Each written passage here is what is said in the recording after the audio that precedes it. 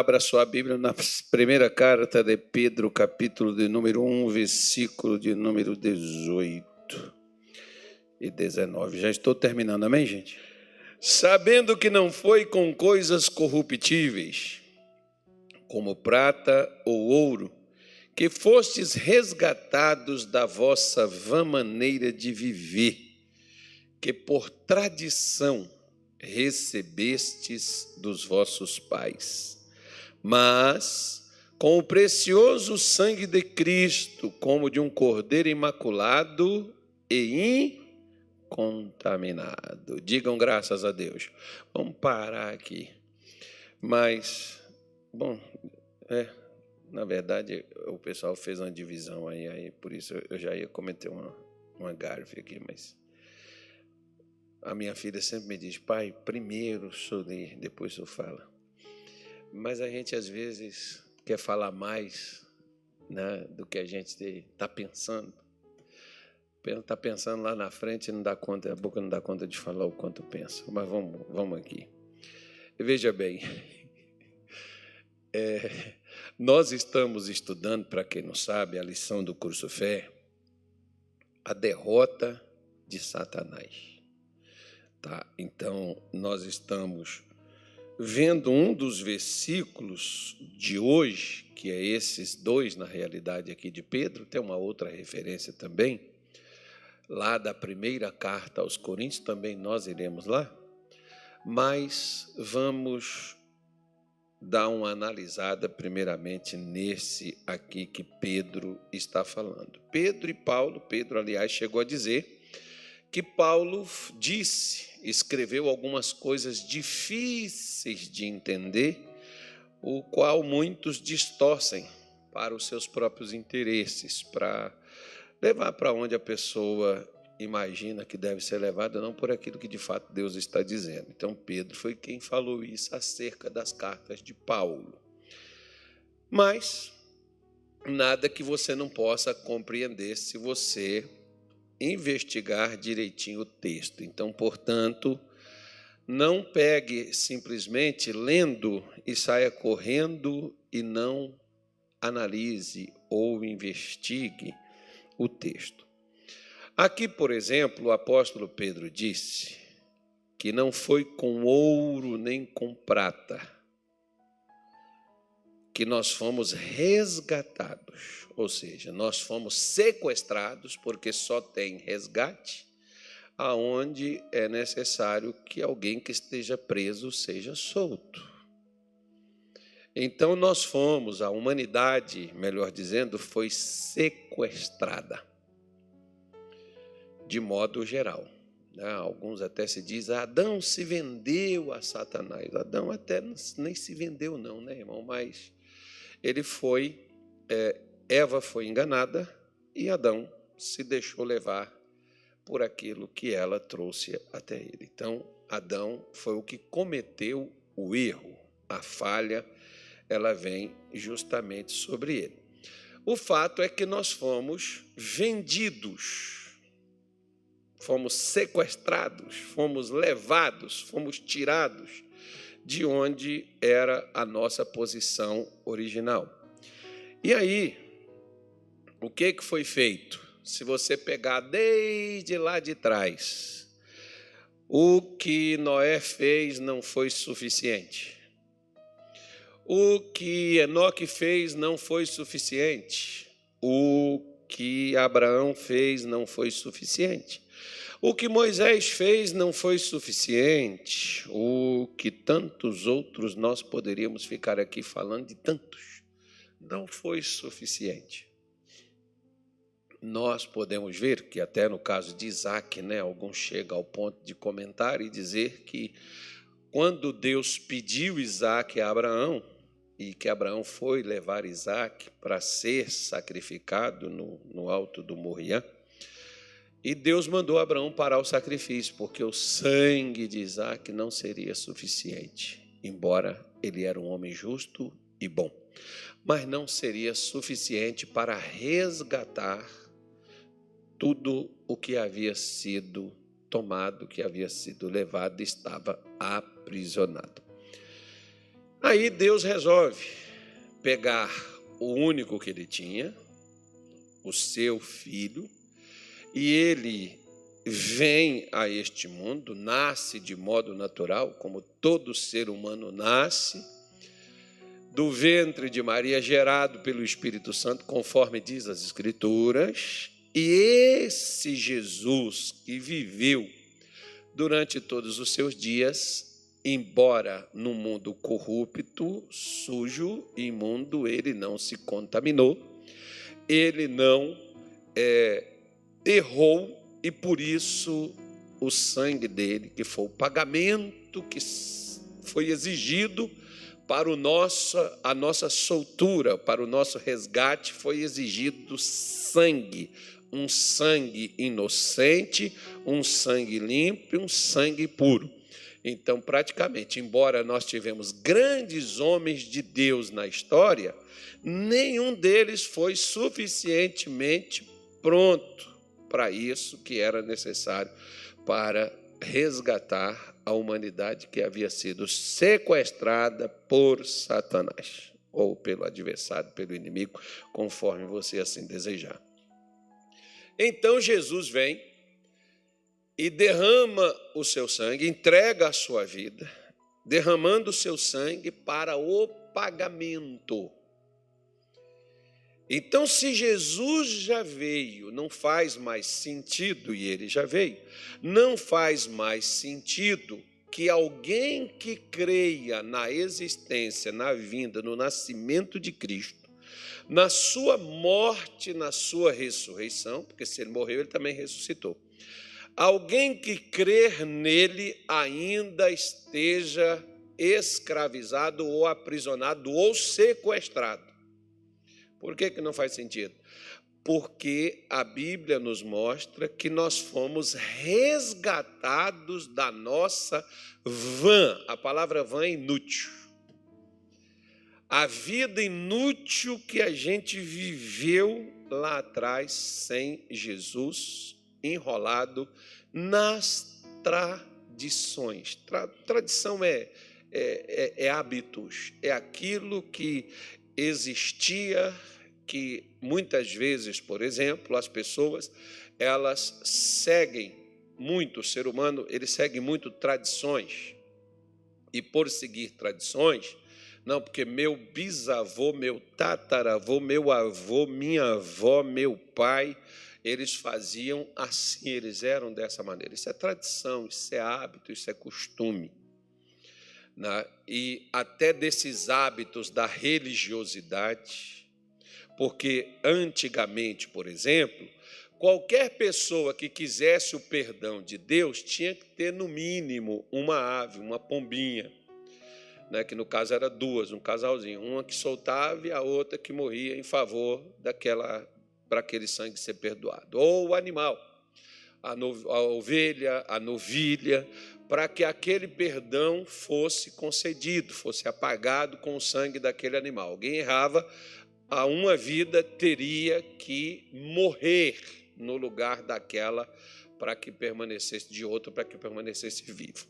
Então, por isso que a morte de Jesus e o seu sangue derramado pela humanidade é dado a nós esse direito de não vivermos mais a vida que a gente antes tinha sem Cristo. Aquela vida que existia sem Deus na humanidade, mesmo embora no meio dos religiosos, no meio dos devotos, no meio do povo de Deus, como a gente vê, por exemplo, em Lucas 13, aquela mulher que tinha 18 anos, a Bíblia diz que ela era filha de quem? De quem que ela era filha? Abraão. Mas ela estava há 18 anos presa por quem? Por Satanás. Mas ela não, digamos assim, ela não seria evangélica se fosse hoje? Ela não seria cristã? Era, mas estava presa. E quem prendia ela? Satanás.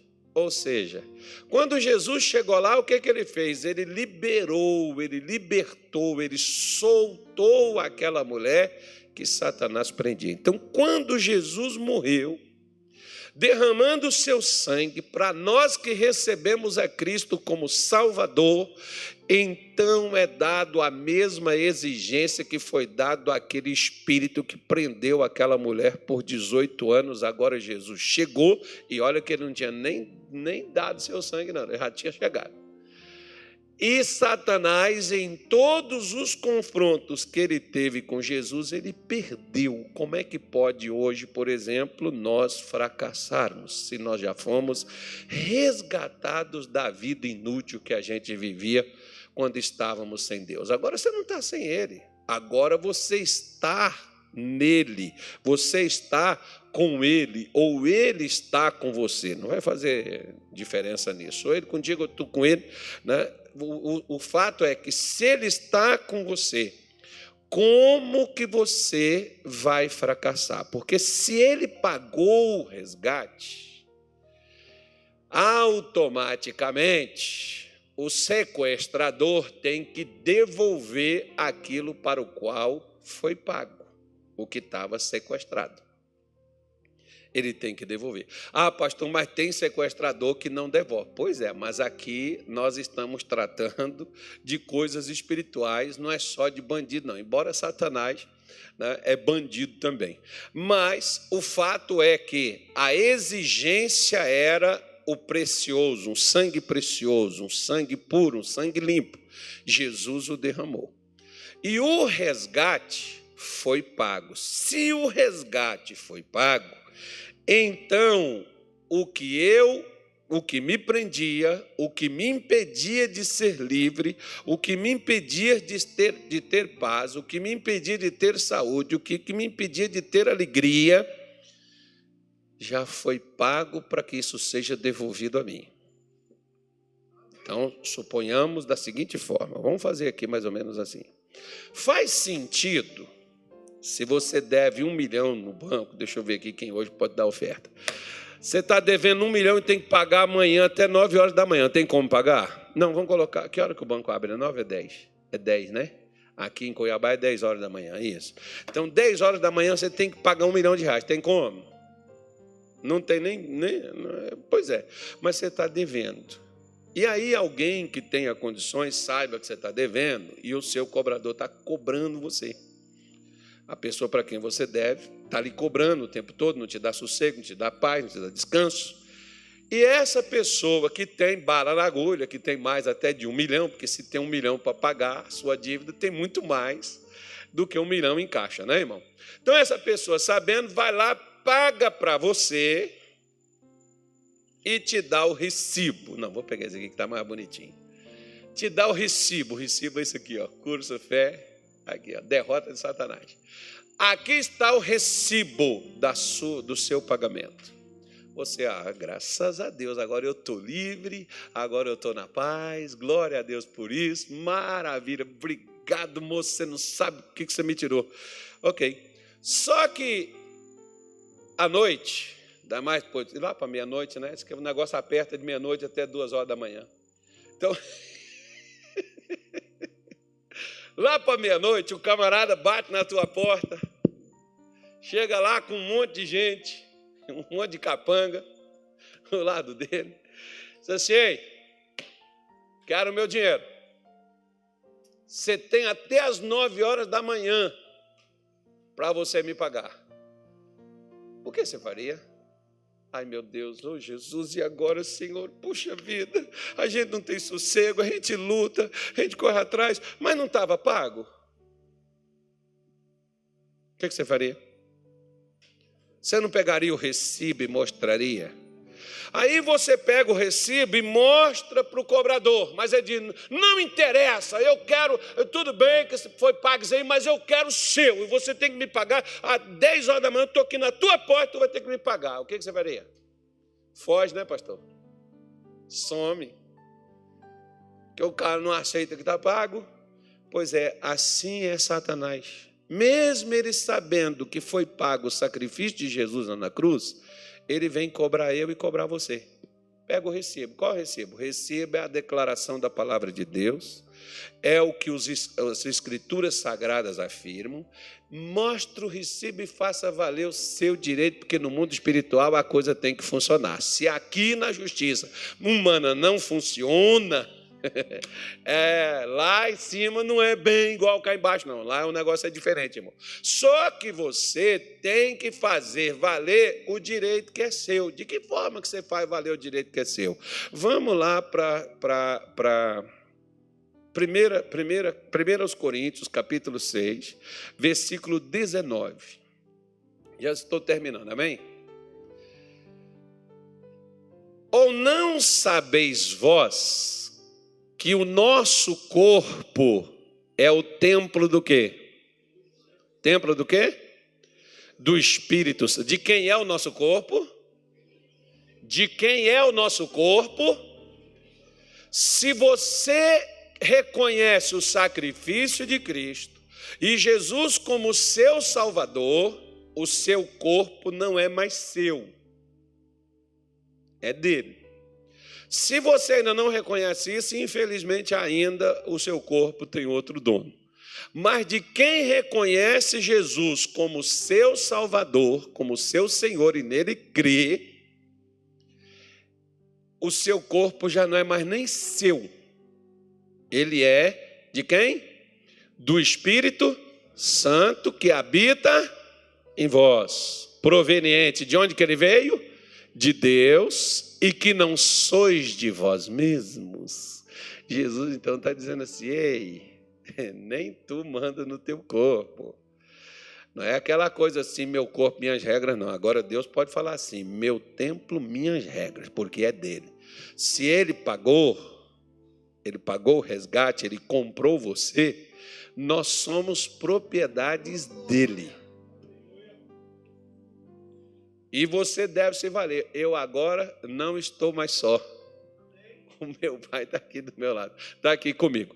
Por quê? Porque o seu corpo é a habitação de quem?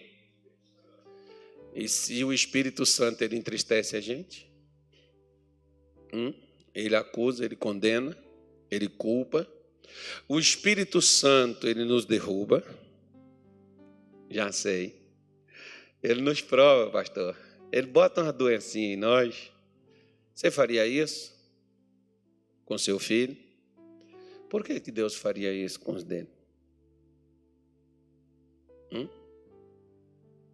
Se nós que somos maus sabemos dar boas coisas aos nossos filhos, quanto mais o Pai Celestial dará boas coisas aos que o pedirem.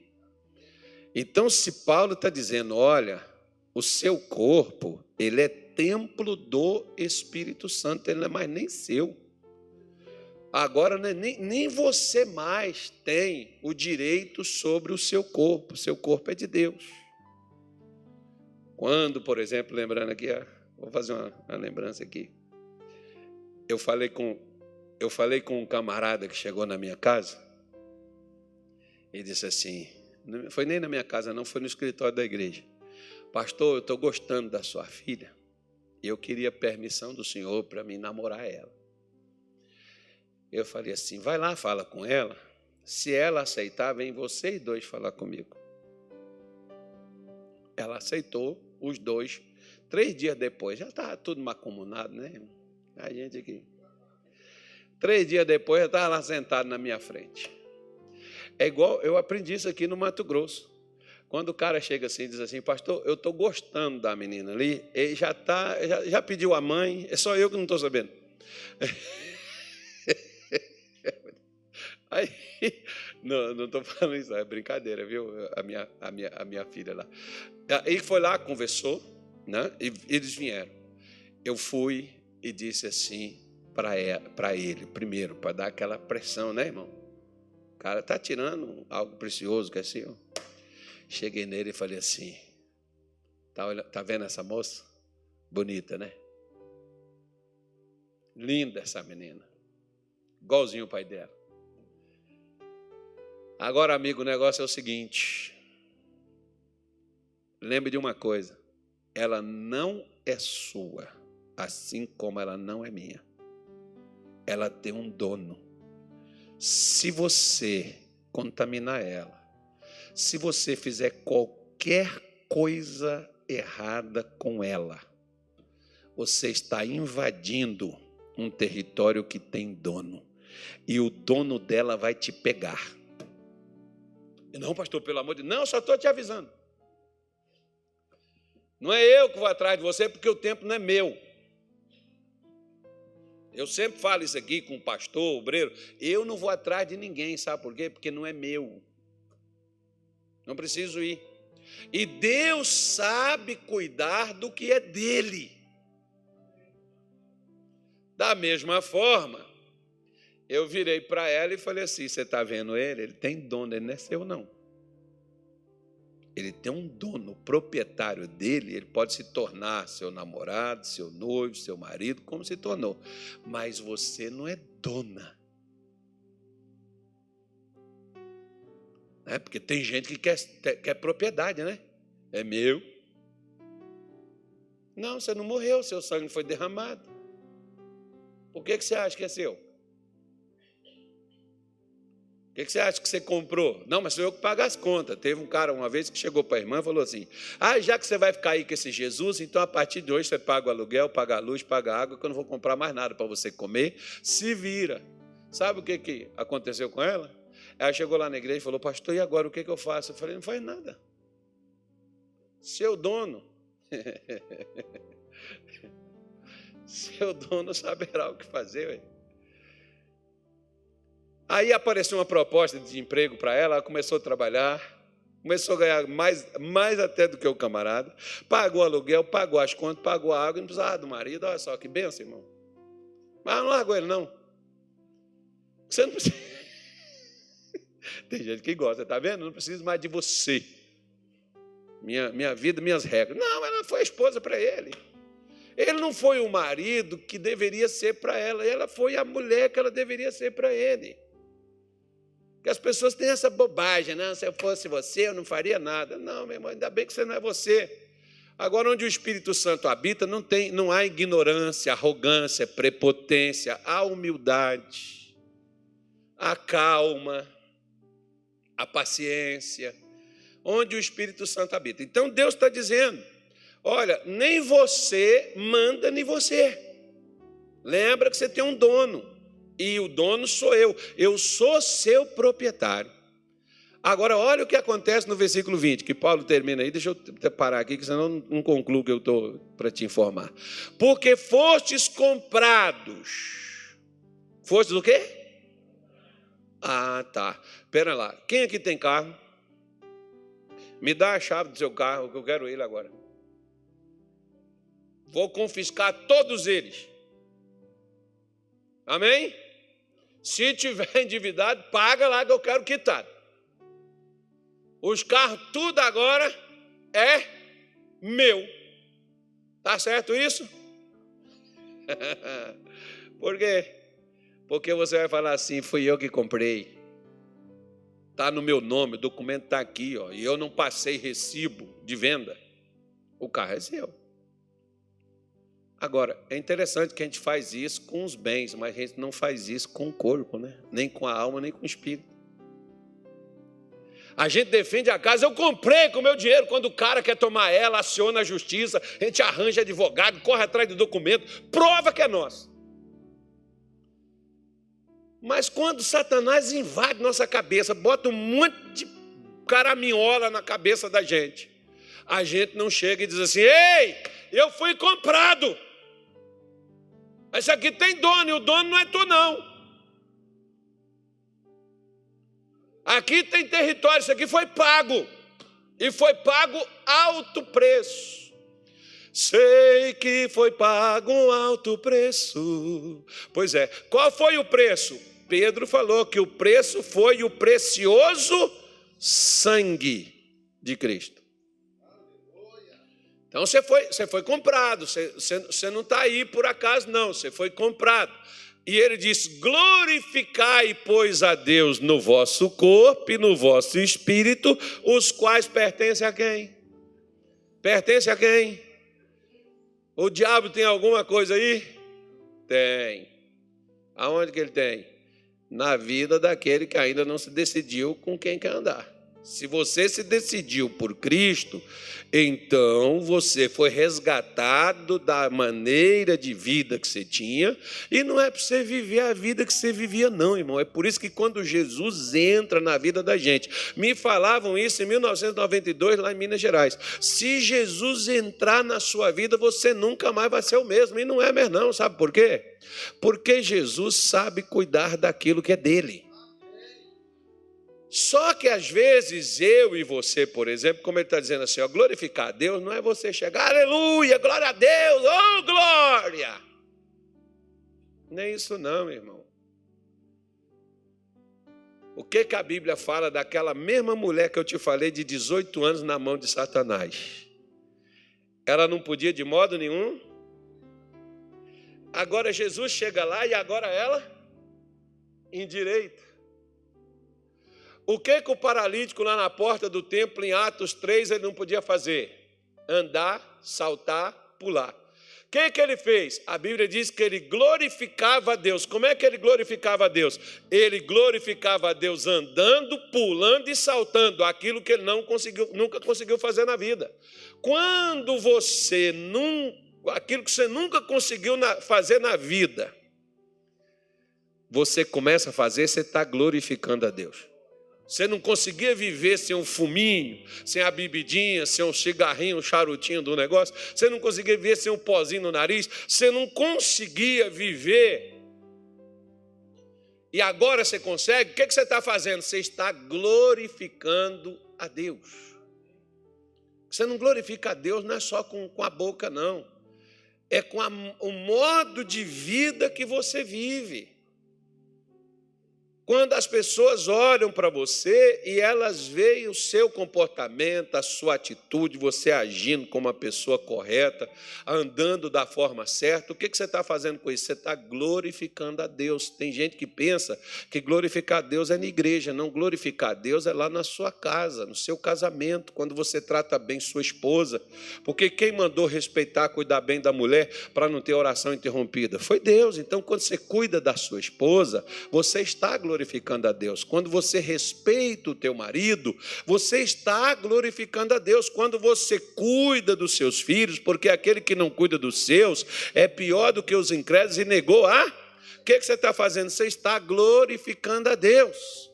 Quando você é curado, que você não aceita a doença, a enfermidade controlar você, você não aceita a raiva, você parecendo um cão raivoso daquele bicho que sai, não foi vacinado, né? Quando você supera isso, você fica com calma, paciência, você está fazendo o quê? Glorificando a Deus.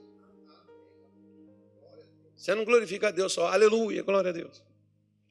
Você glorifica a Deus com aquilo, você vê, por exemplo, que Davi, no Salmo 103, né? É o pastor Gilmar. É 103?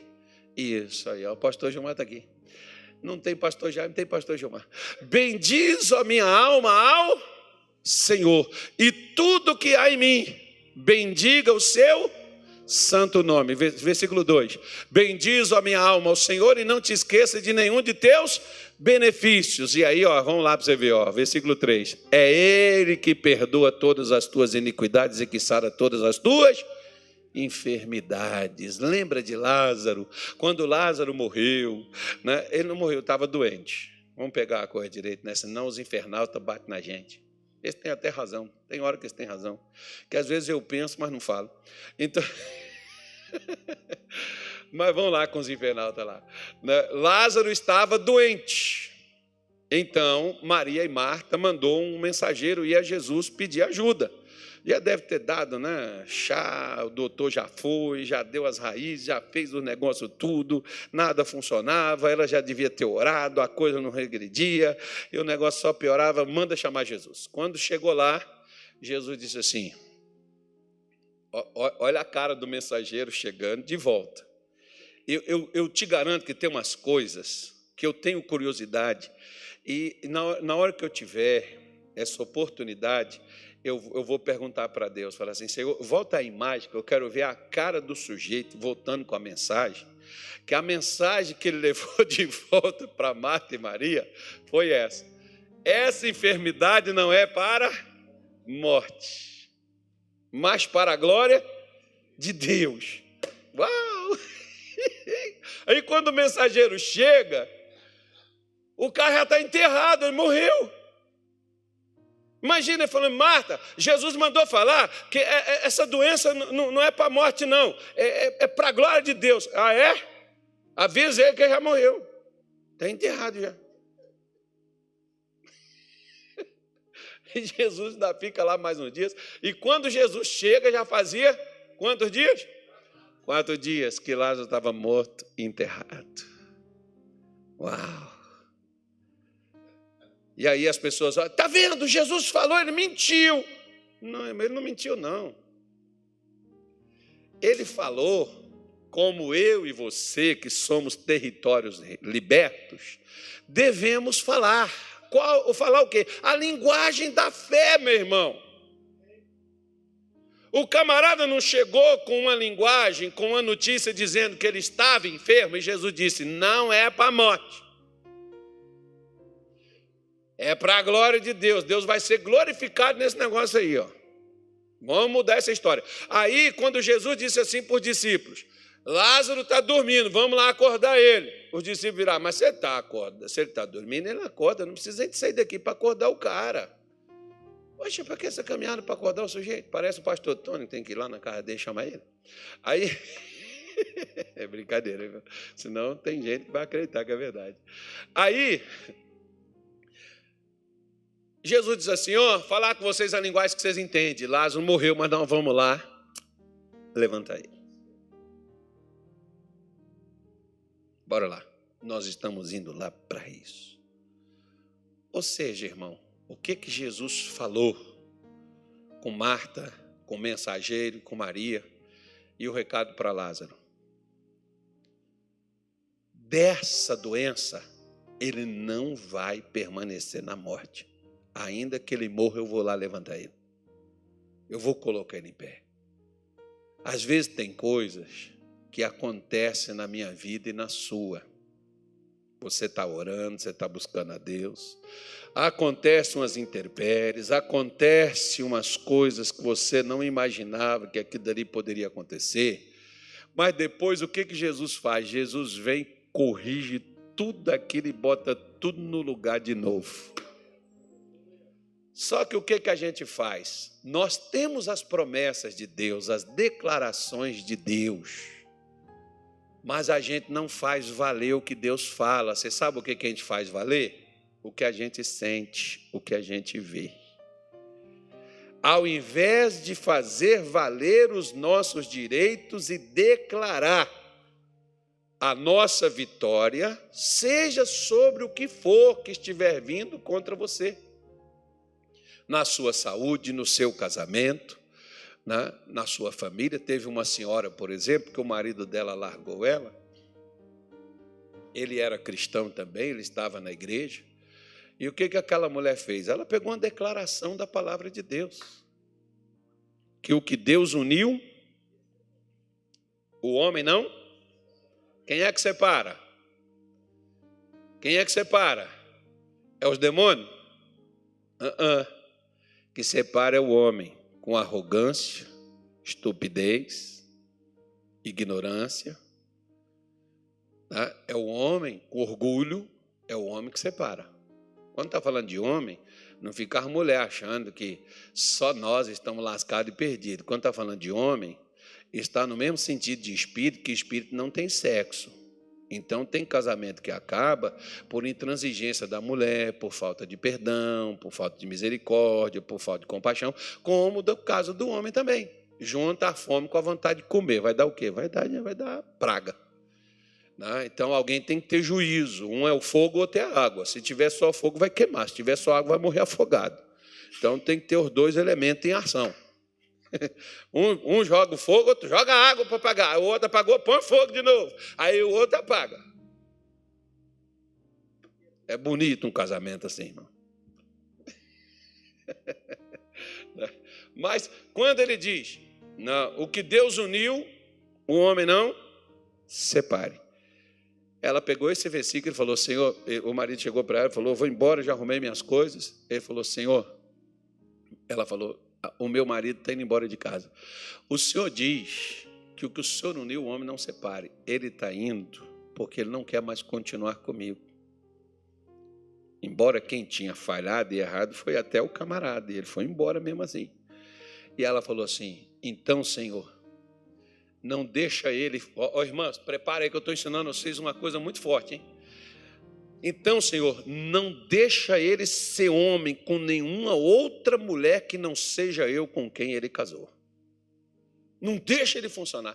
Irmão, esse cara procurou médico, fez tratamento, tentava tudo, mas o cara não funcionava.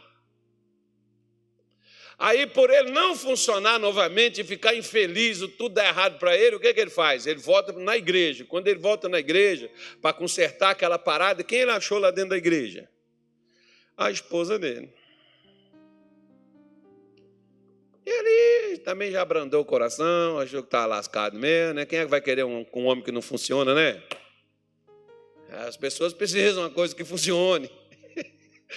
Aí o cara não funcionava. Eu vou voltar para casa. Voltou para casa. Mas quando chegou lá com ela, o que aconteceu? Funcionou. Por quê?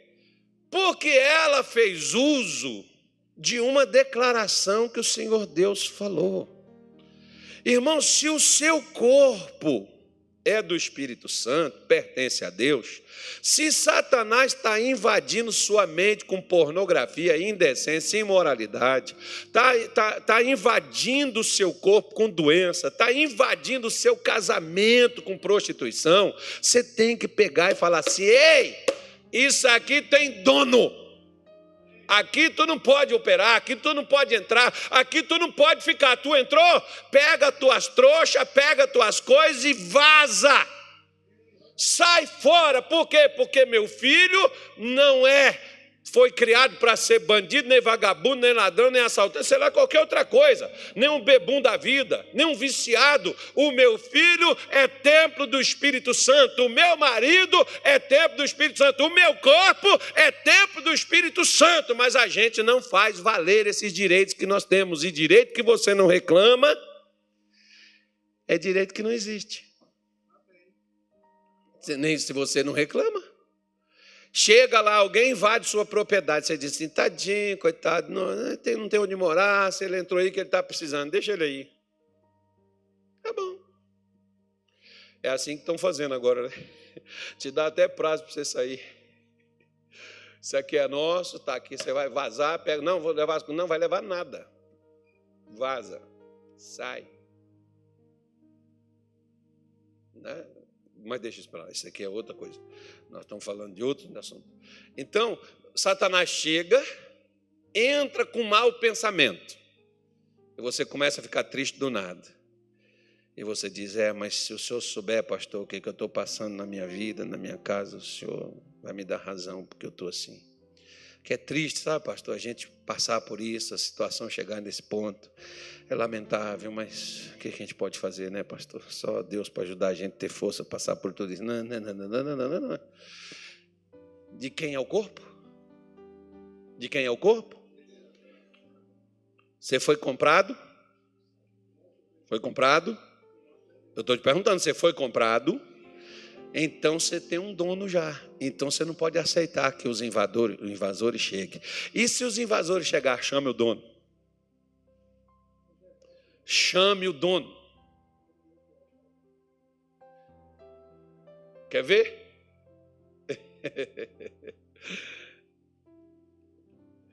Um dia eu fui parar no médico. Já parou alguma vez no médico? Aí, quando fiz os exames, o médico falou assim, o senhor tem isso, o senhor tem isso, o senhor tem... Irmão, faltou ele falar que eu tinha demônio. Acho que ele não falou que eu tinha demônio porque ele sabia que eu era pastor, né? Ele falou assim, não é impossível, o cara é pastor e tem demônio, né? Senão ele tinha dado um demônio também no veredito, lá no diagnóstico. Eu olhei para ele assim e falei assim, doutor, 15 dias eu vou retornar aqui, eu quero refazer todos esses exames. Ele falou assim, nenhum plano de saúde autoriza dentro de 15 dias esses mesmos exames novamente. Por quê? porque são coisas as quais o senhor tem que se cuidar, tratar, e depois tem um prazo para ele. Dentro de 15 dias o senhor não vai conseguir. Eu falei, eu pago. Ele falou, mas para quê, pastor? Vai dar a mesma coisa. Eu falei, não vai não, doutor. Nós vamos fazer o seguinte, daqui 15 dias eu volto aqui, tá bom? Vamos até marcar lá embaixo, lá, vou marcar, 15 dias eu estarei de volta aqui com o senhor, repetindo todos esses exames. Saí lá do doutor, peguei minha Bíblia aí nesse livro que você viu de 1 Coríntios 6, versículo 20, 19 e 20, e falei assim, Senhor, tua palavra diz isso aqui, mas eu quero, primeira coisa, deixa o salmo lá, moço, deixa o salmo lá, o salmo, aquele versículo que estava lá do salmo, é Ele que perdoa. Primeira coisa, Senhor, eu quero te pedir perdão que eu fui irresponsável, comi mais do que a minha boca poderia ter comido.